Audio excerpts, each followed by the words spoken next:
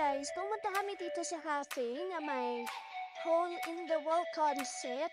Kung saan, o-order ka at kukunin mo yung order mo through the hole in the wall. So, yung pangalan niya is Mamonaco sa may Scout Rallies lang yon. Okay naman, affordable naman yung mga coffee.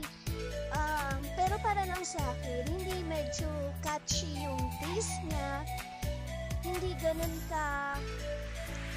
ka-enticing yung taste niya. So, ayun. Pero okay yung concept, maganda. Bali, ayan, pipili ka dyan ang orderin mo.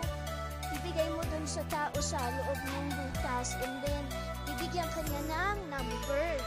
And then, magbabayad ka na. Tapos, hintay mo na lang na matawag yung number mo. Then, dyan niya din ibibigay yung order.